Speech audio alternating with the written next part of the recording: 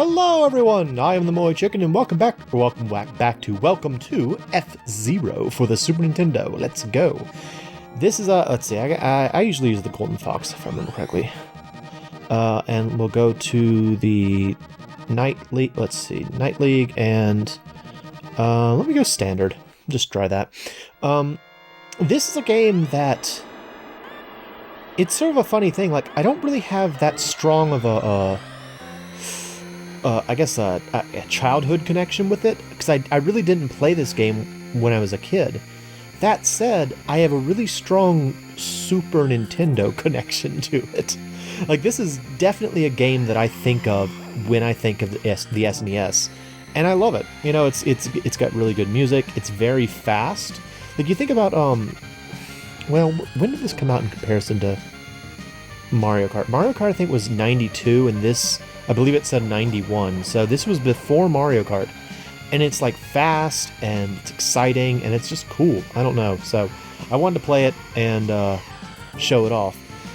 Partially because I think, I feel like there were a fair number of games that may have been either introduced or first, like, put forth, which is the same as introducing something, on the SNES, and then they were kind of, like, overshadowed by their N64 counterparts. You know, take something like, I think Pilot Wings 64 is kind of a better version. I feel like Star Fox 64 is better than Star Fox. And I sort of feel like F-Zero X is kind of better than F-Zero. And that's not because I don't like F-Zero. It's just that, like, in all three of those situations, they were trying to make something that was, I guess, 3D is the best way to put it. I'm not really sure. And the SNES just didn't have the gumption.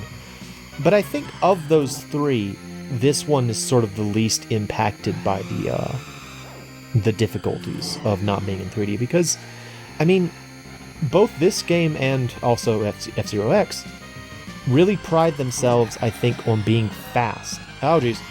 Stop. I will defeat you. Okay. And they're fast. Like you look at the gameplay of this, and it's pretty quick, and it's very smooth, and I like that. So, yeah, F-Zero. Now, one of the things that I didn't find out until much later is that when they made this game, they intended for it to have a really strong character element. Like, you think about, like, Captain Falcon, and he's very famous now, I think, primarily because of his association with... It looks so silly from the side. It does kind of look like a fox, though. I guess that's the idea. But I feel like Captain Falcon kind of took off because of his association with Super Smash Brothers. Despite the fact that, you know, he started in this, and, like, Samurai Goro started here, Pico started here, and Dr. Stewart started here. But I think that, at least for me, I didn't know about any of that. Also, I have to comment on this. Yes, this is the origin of the Big Blue song, and yes, it's super good, and it always will be, so there you go. Big Blue is so good. This song is so amazing. It also feels very Mega Man X to me when I hear it, but... yeah, like, these characters started in this game, but if you only have the game, you don't really have any sort of connection to the pilots. Like, you never really... I don't think you ever see the pilots, and they don't refer to the pilots by name. You mostly associate it with the vehicles. And I remember when I was a kid and I played this, I would either use the Golden Fox or, what is it, the Wild Goose? The green one. What is the green one called? Whatever. The green one. Because I didn't know it was piloted by, like, an alien dude. I was just like, oh, I wonder who pilots this one. And I remember coming up with, like, this weird, like, angular dude in, like, with, like, a helmet that he never took off. And he wore all green, and he piloted the green goose or whatever it's called. And so when I actually found out that, like, they had illustrations of the pilots, it was like, oh, this is the guy that pilots that? Oh, that's not who I thought was piloting it. It's like a weird piccolo grasshopper looking dude. A little strange. They significantly changed Pico between Pico or Pico or however you pronounce it, between this game and F-Zero X. Like, a lot of the characters in... Well, okay, there were only 4, so Pico was the only one that was changed. Samurai Goro, Captain Falcon, and Dr. Stewart pretty much look the same. But Pico looks super different. Like, he went from this sort of like rumple-faced looking alien monster to like he kind of seemed like a combination between a xenomorph from Aliens and a turtle. Just he turned very strange looking. But anyway, yeah, all that to say that when I play this game, I typically, like, I don't associate the vehicles in this with the vehicles in later F-Zeros. So, like, even though, you know, to Nintendo's credit, they kept exactly the same designs. I don't know. I don't really. I guess maybe the Blue Falcon, but the other 3, not really so much. I don't know, because for me, they are the vehicles in this game. I also don't really think of like their overall structure so much as just the back. Like, since most of what you see of these vehicles is the back side of them, never really thought much about the way the front side looked. And that was actually one of the things that was kind of cool about F-Zero X. I guess I'm going to talk a lot about F-Zero X. Sorry about that. I will eventually play that because I love that game. But you got to kind of see more of the vehicle, and so it went from being this how would you call it? I guess squatty thing. Like in this game, when you can only really see the backside, it's kind of hard to, at least for me, to really have a concept of the idea that this is a larger vehicle, because I mean there are plenty of video game sprites for robots and stuff that are just kind of like chunky things. So I don't really think of this as like a flying car so much as just like a chunky thing. But then when you got to F-Zero X, you actually got to see the rest of it, and it was pretty cool.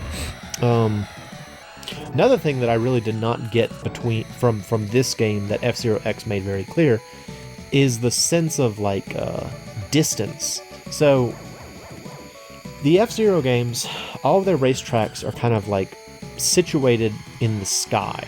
Like, you can see that thick black outline on the other side of the track.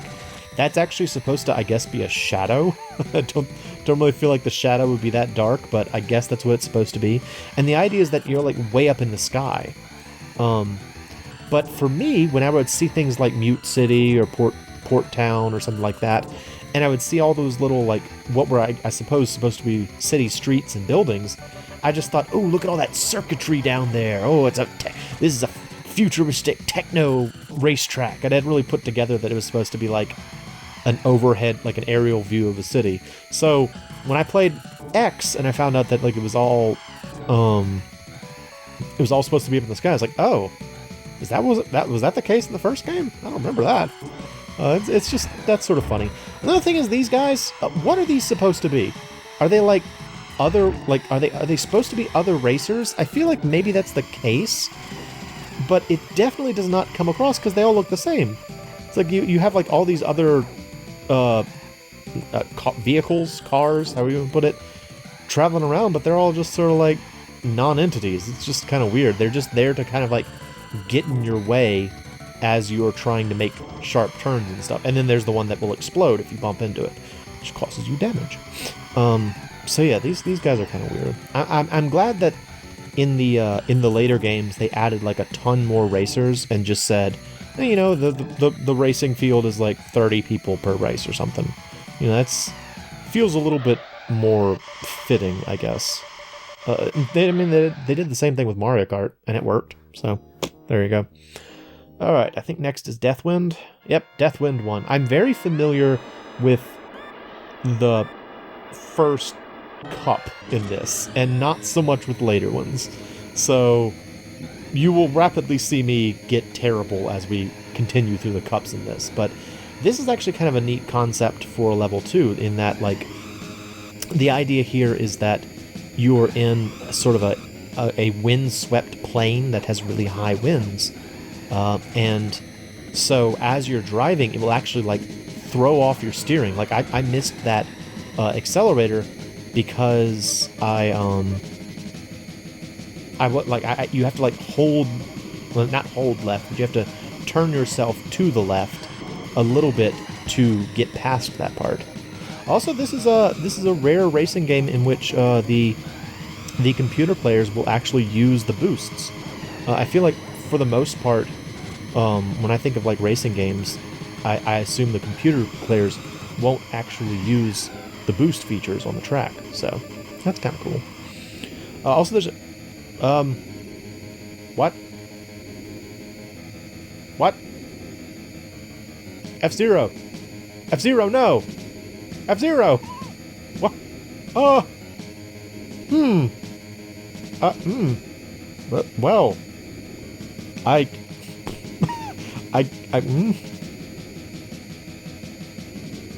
thanks for stopping by.